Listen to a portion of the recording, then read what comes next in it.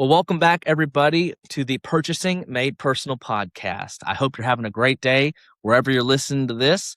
And we are excited to have another vendor guest on with us.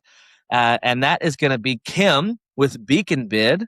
Kim, I'll let you introduce yourself, Kim, and I might ask some history questions for you in a minute, but welcome to the people. Great. Thanks so much, Michael, and the entire TIPS team for having me on. Super excited to be on the podcast. My name is Kim Cullen Prather. I am the Director of Marketing with Beacon Bid. We are an e-procurement solution for government entities, and suppliers register at no cost to download documents, ask questions, respond to solicitations from our customers that are on the government agency side. And I've been in e-procurement now for close to 20 years, but I'm fairly new to Beacon Bid and super excited to be here and be part of this podcast. Absolutely. And for anyone tuning in, don't worry. This is not a Beacon Bid commercial, right? Because like Kim said, she's been in e-procurement for, what'd you say, 20 years or nearly? Yeah, not to age myself, look at all my little wrinkles, but yes, just about fine. 20 years. Yeah, and you came in right at 15, so you're only 35. Exactly. Perfect. Yeah. Right? Perfect. So, it's perfect. And really, we got to talking. Actually, you called me, I think it was. And I think I was at the Missouri ASBO. You were down near Florida. And we had some reps going in every direction. And so you reached out to me. And we kind of hit it off right off the bat. I think with the time zones, I might have called you after hours or whatever. And we both discovered a terrible fate for both of us is that we both could talk. I think. Yes. Because that first phone call we had on maybe 2 or 3 questions lasted about 45 minutes. So that's my history with Kim there. And we're glad to have Beacon Bid a part of TIPS, of course. But I really do want to lean in on that history component, Kim, because I think based on our conversations and everything that you're doing and everything that you've kind of seen, we can really ask some great questions on where is procurement going, where has it been, and a lot of the things that are happening, not just with Beacon Bid, but as an industry and as a means of spending public dollars, right? That's what procurement teams do. So I'm really excited to have you on. Again, I thank you for being on and taking the time to be a part of the podcast. I will say this, we've lined up 3 topics back to back to back that are going to lean heavily into AI, right? You're the first. So if you're watching this live, expect that the next one to come on will have another guest and another guest as well. And we kind of have 3 point of views, right?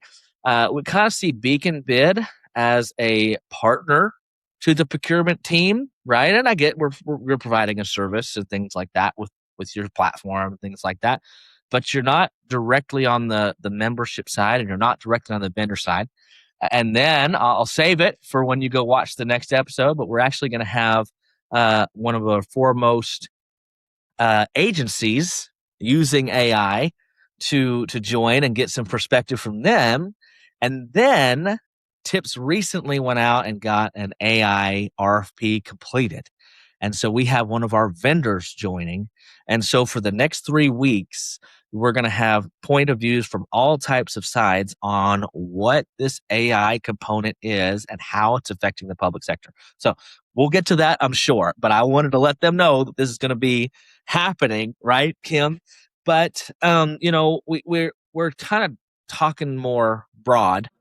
What I think we should talk about is there's a lot of barriers that happen in procurement, right? Some of them are set up by design, right? The competitive bid process by nature is a barrier of entry before a public agency can procure, right? So when you're working with some of, with these agencies, and again, you've had this long-standing history, so it doesn't have to be just with your current role. What are some of those barriers that you're seeing that procurement officials are having to deal with day in, day out? Oh, okay. So I think well, let me step back 2 steps if you don't mind, just to Take it share away. with your Yeah. audience a little bit. So yes, I've been in e-procurement in the technology world for about 20 years. I've also always had a really soft spot for our suppliers Yeah. and our supplier partners, which make up a huge part of the procurement ecosystem, right? So without the supplier community, there would be no goods or services being procured by our government Sure. entities. So they are a very important part, and small businesses are really kind of have been. It's been one of my goals and something that I'm proud to have helped over the years. Some small businesses really learn how to do business and how to get over some of those barriers to do business with with government. Of That being course. said, I was also on the NIGP Business Council for about 5 years. I'm now an alumnus of that, started the alumni club. Yeah. Uh, but there are some great white papers there that the NIGP Business Council has done over the years on why suppliers don't respond. So why they don't bid. And we did one. Oof, it may have been like 4 years now or 3 years ago of it's 10 years later, like why suppliers are continuing to no bid. And Right. we talk in that about a lot of things. One of which is the wrong time, right? We see this time and time again with different government agencies that the procurement team gets that request from an end user and it's needed by yesterday. And the Right. procurement teams that I know are magicians. And so they can whip this up and normally they can get it done as quickly as possible. The problem with that is if there are already other procurements out on the street for a related uh, procurement within that geographical region or nationwide, then your suppliers may already have their hands tied answering and responding to that solicitation. Right. Another problem is sometimes they don't check. The worst, this is thankfully not everybody, but the worst RFP ever came out and when I say this, it came out on like December 14th with a deadline of January 3rd. So that Yikes. meant that as an organization, you had to make a decision to spend your Christmas holiday instead of with your family Uh-huh. working on this RFP response, or let's try to do that. So I think timing with holidays and having just that respect for your supplier community is really important because oftentimes that time can be a barrier for suppliers, but then also understanding that industry. So if you are looking for promotional materials, let's say, or something like that, and it happens to be at the time that there's this big PPAI, I believe, or PPIA, I forget, it's a huge promotional um, trade show that like everyone in the country who sells promotional materials goes to. And so Sure. if it's right around that time, again, you're making suppliers choose, what do I want to do? Do I want Yeah. my sales reps working on this response or do I want them in front of all of these other people and making these connections within the industry? So I think Yeah. timing's a big deal um, on on that, and that can be one of the reasons and one of those barriers to entry, as you put it, of just suppliers not having the bandwidth to respond to everything out there. Which is why Yeah. cooperative purchasing is so great for suppliers because Sure. then if they can choose to, hey, I'm going to respond to this solicitation and now other entities are going to be able to purchase off of it. The Right. problem is a lot of small suppliers don't know that cooperative purchasing exists. So it is still a learning curve. We've come a Oh yeah. long, long way with cooperative purchasing. We've have come a long, long way with e-procurement and all of those things over the past 20 years for sure. But there is still a big learning curve there when it comes to suppliers as a whole. And new businesses that maybe don't truly understand. They may be working with their local high school or community college, Mhm. but then they don't know how to take that next step to do more of that with other entities in their area. Yeah. And So kind of, I I went can a little. no, No, thank you so much for that insight. And I can think back, I came from the municipality side, right? And I wasn't directly in procurement, but procurement affected me, right? Everything bought has got to go through that office or through that person, right, or whatever. So I get it, and it's so frustrating. When you get that no bid, or heaven forbid, right? For most states out there, 3 response minimum, right? And all the training and all the things that we learn at the state capitol or wherever you might be trained, right? Um, they're pretty much, from what I've seen at trade shows and continuing education that I've been a part of, they're pretty much training you for when everything goes right, right? But in the real world, we know there is a uphill battle, and it is always trying to roll back to like this no bit, right? Maybe you get 2 responses and you needed 3 to make this legitimate or something. And so it's always trying to roll back to, up that field, the ball's rolling back down the hill. Got to start over. Got to Yeah. re-advertise. Got to extend the bid deadline. Or what have you. And that's just the response. Much less if city council changes the scope of work, or much less if we had bids come out on a grading project, right? And then it heavy monsoons, right? Monsoon season in Arizona is no joke. So then all the bids that came in were null and void because literally the landscape changed around it, right? And so all these things can send a bid backwards, right?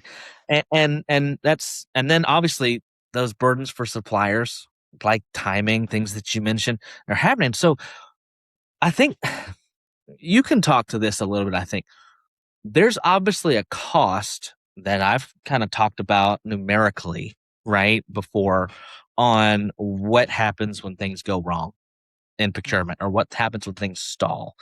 But really, there's a cost when, based on what you're doing, I guess I could ask you, Kim, what's the cost to agencies when vendors are choosing to no bid? Can you talk on that a little bit? Yeah, sure. I mean, it's an interesting topic, an interesting question, because how can you really put your thumb on it, right? I mean, it is going to Right. change, but I think the real cost is innovation, lack of innovation, right? Because if you Yeah. don't have suppliers and new suppliers bidding and exposed to these opportunities, what are you potentially missing? What new, fresh idea, especially when we're talking about RFPs, and really finding that best value and that best design or idea to get to your end goal, what are you potentially putting on the table and leaving on the table by not having those suppliers involved? And so I think, Yeah. going back to kind of your original question, because I went off on a tangent about a couple of things, is I think open solicitations and getting suppliers to break down those barriers, I think it starts with really ensuring that it's easy access for suppliers. The first place Yeah. suppliers are going to go are your website as a government agency, right? So I am Yeah. going to go and look at my county's website. If your open solicitations and closed solicitations and all that information is not right there on your website, if you make me as a supplier go 3 more clicks to find them, you're going to lose some along the way. Sure. Right? So that's step 1. And then how do I know what's going on? I have seen some entities that have their solicitations much more readily available than others. Yeah. Right? And I think that there are some people who use systems that lock things and don't allow the suppliers until they do X, Y, and Z, and again, jump through some hoops to see that information. And then there's other agencies and other tools out there, and not just Beacon. There's other ones out there as well, e-procurement systems that really have more of an open arms aspect of, hey, look, it's public information, come see and only register or subscribe or hit this button to fill in a couple of pieces of information if you really want to bid. Right. And so I think that starting out as just having things more open and honest is going to allow people more in, allow more suppliers to come in and ultimately lower that cost because one, you have competition. But then I think secondly, that cost of not allowing that is what are you missing out? What are those fresh ideas that Mhm. we're missing out on? What are those things that my incumbent and the two others that always bid on this, Right. are never going to come up with because they're these big behemoths. Right. And we're really talking about innovating the procurement method Hmm. while maintaining the letter of the law, Yeah, right? of course. It's all about efficiency. It's all about all this stuff, right? And so, like, we're seeing, just to sum up what we've kind of talked about, right? Supplier barriers, whether it's a few extra clicks on the website or whether it's you're still only advertising in the local newspaper. And I Oh, can't jeez, tell we you the didn't even last talk time about I those read. people. Oh, well, I'm not talking down to you. I'm just talking to you, right? Because it's going to affect your competition, it's going to affect the pricing models you receive, it's going to affect your reputation, right? Which then in turn overall affects the value of suppliers who are willing to work with you, right? And I know, Kim, that this is kind of turning into like a really heavy, like, why do you keep talking about suppliers? Why do you keep talking about informing them? Why do we keep, it seems to be a major part of the conversation. So, other than kind of what I talked about like just the ease of entry, why are so many suppliers unaware of accessing public procurement bids, whether that's like up on a platform like Beacon Bid or like, there are some suppliers out there, maybe they're startups, maybe they're not, whatever. They don't know to go to the website even, and we're here and I train them day in, day out on how to work with that. It's some of what I enjoy most. But why are so many capable suppliers having trouble accessing and servicing the public agencies? Oh, that's a really good question. And again, loaded. I think it's a few things. I think one, it really it stems at education. Yeah. I truly believe that we have. I think that platforms such as Beacon Bid, tools such as cooperatives and tips, along Yeah. with agencies themselves, have a real duty like all of us within this to educate suppliers on Mhm. the different ways to do business with government. So I do think that's one of it is just education. I think too, it's sometimes it's the wrong people. Just like in a government entity, you said, well, hey, I was the one who had the need, but I wasn't purchasing, right? Yeah. I wasn't in procurement. The same thing happens in the private sector. So a sales rep may be out talking to different, entities, private, public, no matter what, but Mhm. they're not the ones sometimes that are actually responding and looking for these solicitations because they're Right. a quote unquote outside sales rep. So they're out talking to people. So sometimes it's other people within that organization that we need to educate and let know.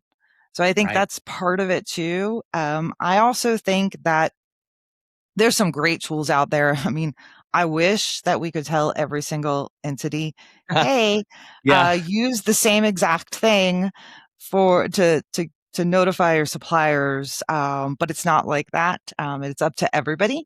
And there's lots of great tools out there. I know you said you were not talking down to anyone who used the newspaper only.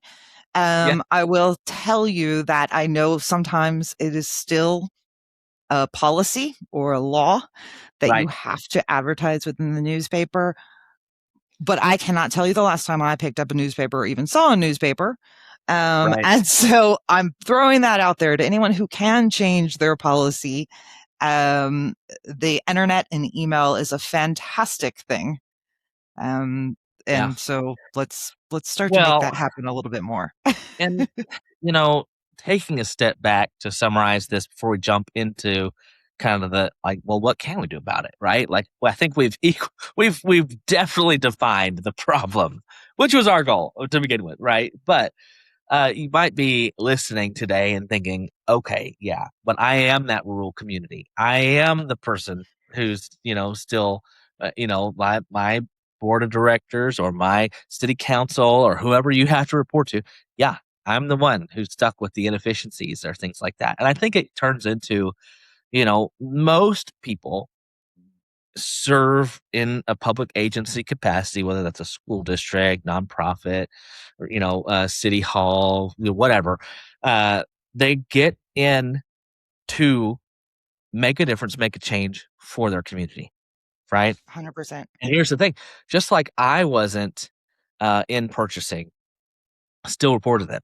And so you might be thinking, well, gosh, what is this going to take? It's going to take a little bit of forward planning for that better tomorrow type of thing, that cloud in the sky, right? But that means if it's your website, if it's your process, if it's this, you might have to get the IT department involved.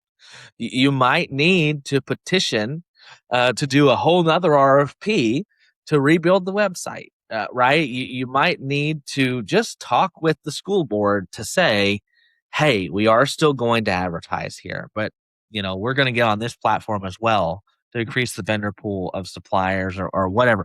Like it's innovation starts with internal communication, right?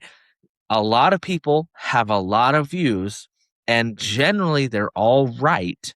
It's just, you might have a motor pool person with their aspirations of what the city should be doing, and you might have someone else over here in this department, and you might have this, and I think the procurement office is in a unique position to where they can develop strategic relationships with everyone that reports to that public agency. So why not? Right? Why not be a hub of innovation? Why not be a hub of what we want to change for our municipality or what needs to change for our district? Now, we can't come in and bulldoze everyone, right? That's, we're not taking the responsibility of the superintendent's job.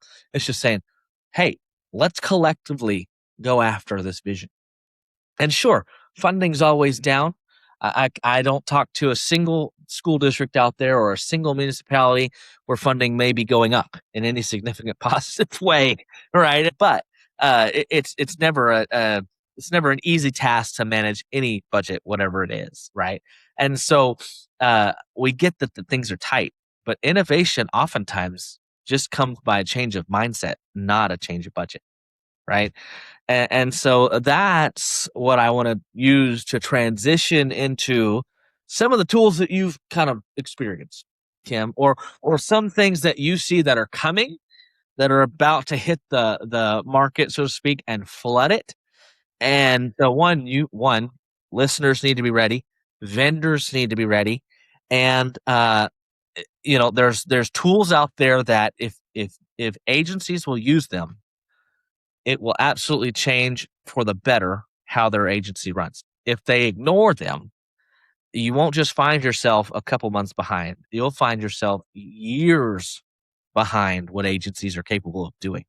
So that's where we're going to go. Okay. So first off, I got this question written down and it's going to jump right back into what we started here, right? Which was AI innovation, right?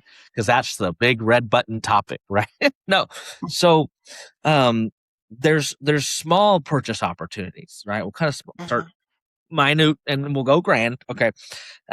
So how can those be used in bringing in new or local suppliers into the public sector market? And then also I'll just do a double barrel here so you can take it as much as you want because I've been talking way too much. But so AI is changing how we do business and how we decide mostly where to spend our time. I think that's a big key there, the time aspect. So how do you see that accelerating and making suppliers available, right? And so one, again, to ask again, how can we use local or small suppliers who may not have resources like other major suppliers might have, And then how can we use AI to effectively manage those bids, responses, and our time? Okay. Lots of I know. questions there. I think first, let me start with, I mean, I will start with AI, only because I think that's the bigger focus, and I'll weave in some of the small micro purchases and everything else. I do think AI is here to stay. I think there's lots of exciting things happening on both sides of the public procurement ecosystem, on the government agency side and on the supplier side, to help this. Mm-hmm. I think that starting with suppliers, there are tools out there. There's a company, Bid Prime, that is a partner with Beacon Bid, that has amazing tools for suppliers Yes. to actually, not just find them, but to rate and say, okay, what Oh wow. percentage of a match is this with me? Should I go, no go? Right? All of these different tools, whether you're using a third party or you're using your own internal AI tools, which a lot of people have, as well on the supplier side, I think the figuring out what's a good fit and what I am going to bid on or respond to is changing with AI. So from the Sure. suppliers aspect, they're getting more picky, because AI is allowing them to. AI is allowing them to make the decision of whether I'm going to bid on this because it's a good fit, and what are my chances of winning? Who are my competitors, my likely competitors? Has Yeah. the same incumbent won it every single year? And looking back at that, there's no way I can beat that cost. Right. And Mm-hmm. so those types of things are going to, unfortunately, in some places, have an effect that you're going to see those people not bidding that used to. But in other ways, it's really exciting because Yeah. it's also going to open up other opportunities to suppliers that they may not have even realized that they're a good fit for. Either Yeah. to go in and respond to, or to partner with someone. I'm big in partnering. Like, subprime doesn't only have to be for construction. It can be Right. for a lot of other things. If you have this small piece that you can do, pair up with someone else. So I'm big into that. So I think AI is already infiltrating on the supplier side how the suppliers, um, decide whether to respond to a bid, how they do Yeah. things in the future. And then on the purchasing side, I do think that AI can really help attract more of those suppliers, right? So you can use AI to say, hey, is my title going to summarize and be kind of, Yeah. something that's really enticing to suppliers? I mean, think about it from a marketing standpoint. And this is not just because I'm a director of marketing, but if you are competing government agencies for suppliers' Yeah. time and effort. And so if there's a title that's very ambiguous that just says 29th Street Road Project, Yeah. that doesn't tell me what I'm bidding on. So Mhm. if you can upload a scope somewhere and get a better title that has more keywords and more enriched, that when I read that, it's, repavement and something else. I'm sorry, I just had a loss of thought there, but of this specific road in this county, as a supplier, I'm going to be more apt, if I am that road paver, to say, oh, that's a perfect fit, than having to dig through other stuff. So I think that AI can really help on both sides. And those micro purchases or under threshold purchases, I think, 100% can be used more quickly, whether you have them through procurement or not. If you have a group of suppliers who are interested in doing business with you as a public organization, and they have gotten in touch with you, either come to a reverse trade show, sent in an email, registered on your e-procurement system, in my opinion, not sharing those small, $10,000 deals, or those, small RFQs, basically. Sure. Instead of just emailing them to your top three, you're doing a disservice to your supplier community. That's my opinion. I understand sometimes you only have to meet and do 3. And I understand that Right. that's sometimes the end user, your old hat, Michael, that was Oh your yeah. job, right? I don't have to get procurement involved, and so I don't want to. But I really do think we're doing kind of a disservice to the supplier community by not Right. offering some of those to get them to get their foot in the door, to build up references so they can go to the school down the street, and respond to a larger RFP because they've done business with a public entity now. So I think we're doing some disservices by not offering those, at least a fraction of them, out into the public. So I think that's great. One of the things that you kind of mentioned was this could possibly deter some vendors, right? When an AI can scrub the last 4 years of your city council meetings Mhm. and find, like you said, hey, they've had an incumbent every year for 1 year RFPs and they win every year. And so that AI might intelligently deduce that that vendor should probably not bother, right? Now, is there a chance and is there tools coming or things like that that would allow more participation? I mean, obviously AI is going to guide them and kind of do that and be that kind of artificial intelligence partner, right? But how could we use it to increase the vendor pool, right? And you mentioned sending it out to everybody, even on the small RFPs and things like that. What could we use as municipalities, as school districts, as nonprofits, whatever?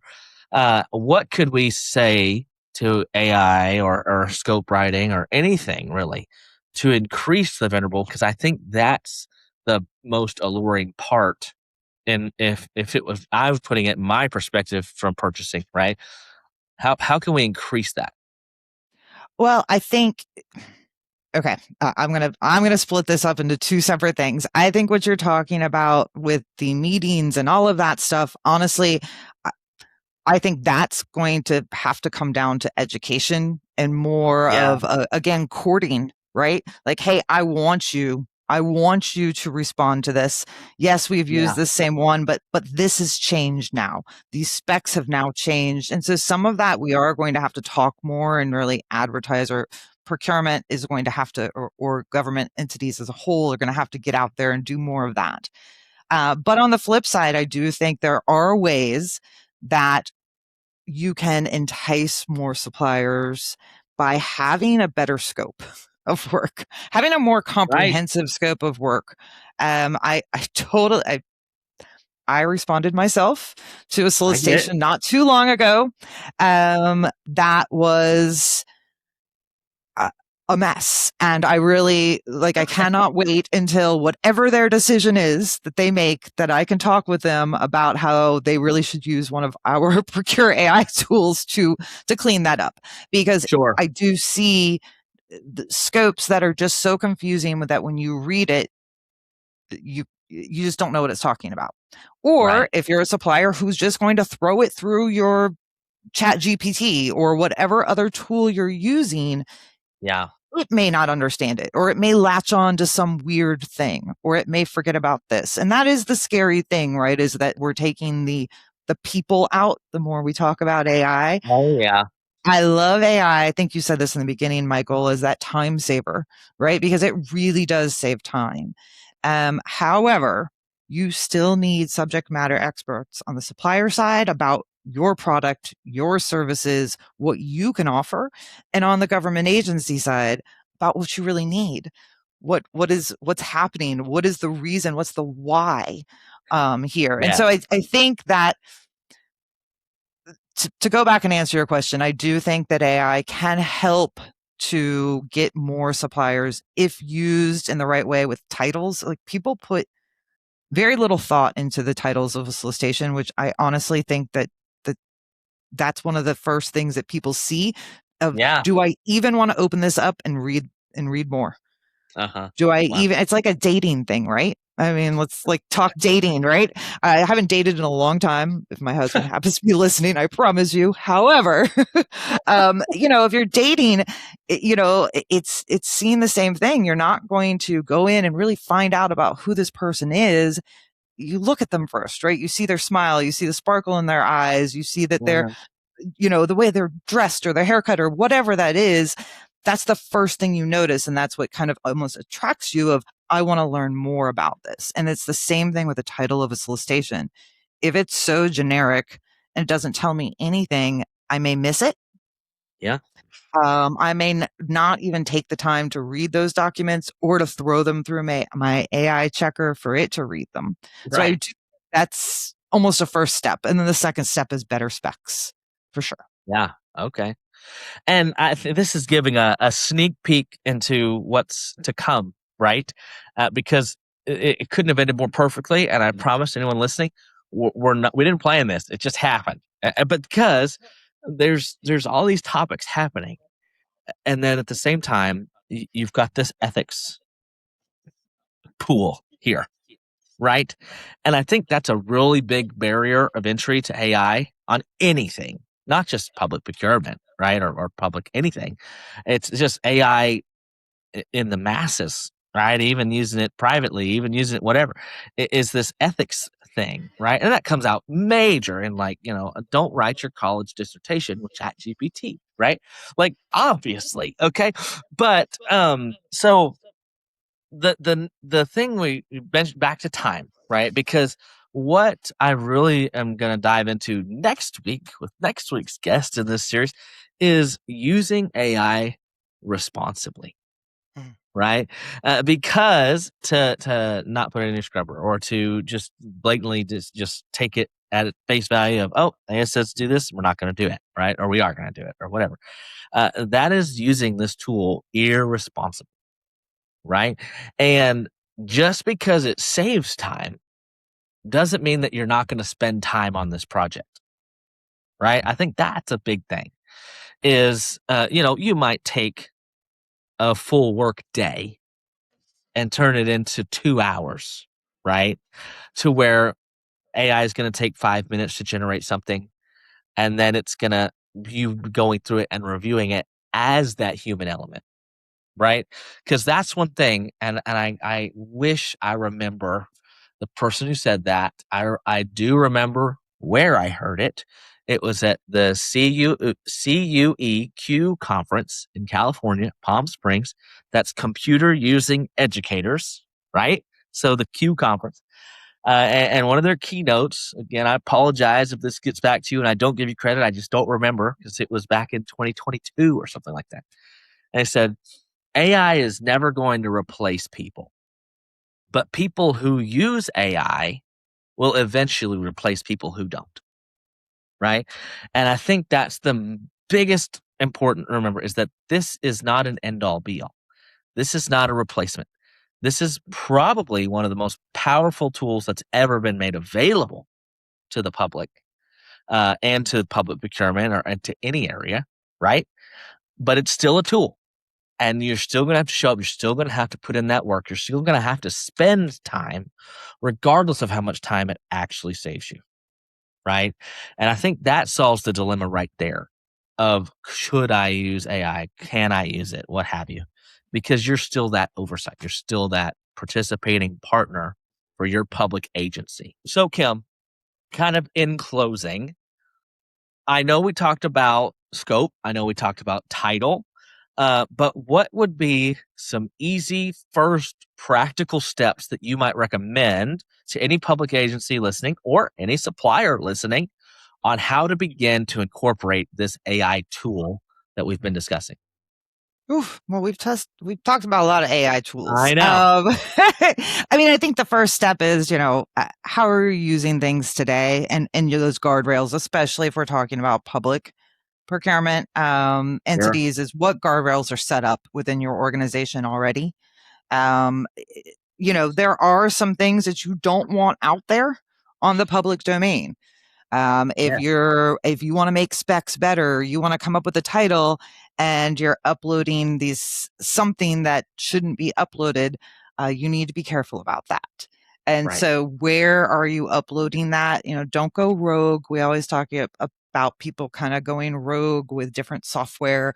Don't go rogue and using your own stuff on the free version of this. Use your enterprise level that's available to you at your organization, or request an enterprise level that's available. I think that's the first thing. And the same really on the supplier side, right? Just know that anything you put out there, unless it says it's not going to share it, it is going to share it. So I think that's important. But I think there's some easy steps. I think everything you said, Michael, is accurate. I think it's understanding that we're at this point of being able to do so much more, so much better. And I think that's the real key that AI is going to help with. From a procurement standpoint, you've been putting out and helping deliver fantastic scopes and working to be that connection between everyone within your entity and the supplier community for a long time. Now you're just going to be able to find ways of using AI to make that better, to make it smoother, whether it's through your intake and requester process and integrating with a e-procurement tool that has some inserted spots of AI to make that more seamless. Or it's, for example, like, tying it back even to tips, right? One of the tools that is out there and available now is, if you're using a software like Beacon Bid, you can go in, and when that request comes in, they can actually look through contracts, and they can see what cooperative, not only just what contracts you already have, but what cooperative contracts are out there. And then it sends them on to Pavilion if they can't find that. Sure. And so tools like that are just starting to make things easier for all involved, easier for the procurement person to look like the hero that they are, and to help that connection with their departments and end users and the supplier community. And I think on the supplier community, and I know I'm talking a whole lot now.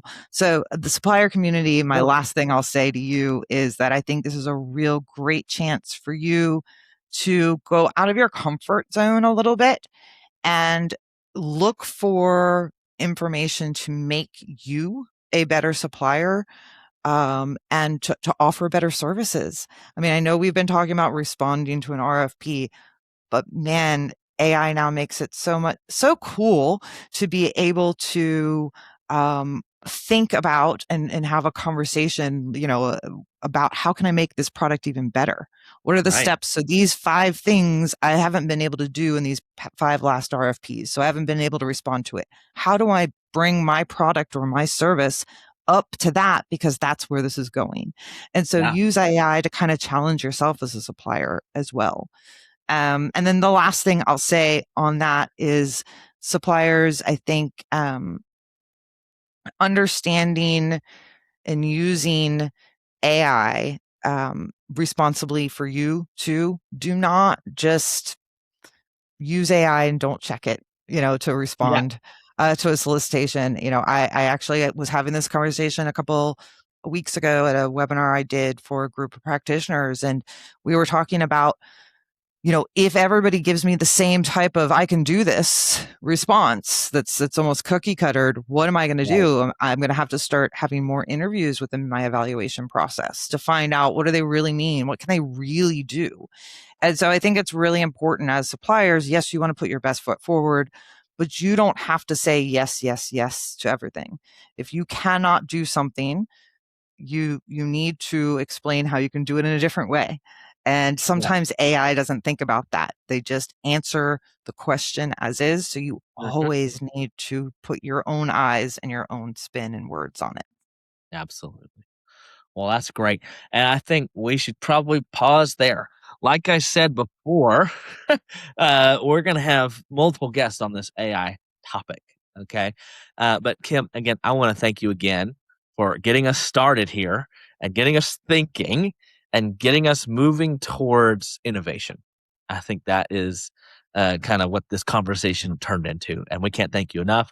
And we're so appreciative for not only you being a part, but being a tips vendor and everything like that, right? So, real quick, as you say goodbye, how can people find you, and what's the best way to get a hold of you? Sure. Well, thank you again so much for having me on. It's been fun. It flew by. I think you're right. You talk just as much, if not more, than me. So it's, we're I'll like take two that. peas in a pod. Take that. The best way to get a hold of me is through LinkedIn. Just search for Kim Cullen Prather, or if we can put my link up there, that's good too. But if not, Kim Cullen Prather. I'm open to talking to suppliers, practitioners, anyone and everyone. I'm here to share information, to learn information, and Mhm. to connect with the community. Absolutely. Well, I would ask y'all to stay tuned in while we continue down this series. And with wherever you're listening today, give us a like, give us a 5-star review. We would greatly appreciate that. If you've listened to us this far, we obviously would hope that this has added value to your experience on the platform that you're partaking in, right? Now, regarding tips, if you want to join the nearly 15,000 agencies who are using us across the country, that is completely free. We're not only just talking about AI, we're not just only talking about different commodities and things like that. We are a full service, competitively bid co op. If you need it, we've got a vendor for it, is what I typically say. And if you're looking to become one of those vendors to service said public agencies, that does involve a competitive bid process. And to do that, you simply go to our website, tips-usa.com, click Become a Vendor, and the detailed instructions are there. That's all we have for you this time. We're looking forward to continuing the conversation with us next week, and we'll see you then on the Purchasing Made Personal podcast.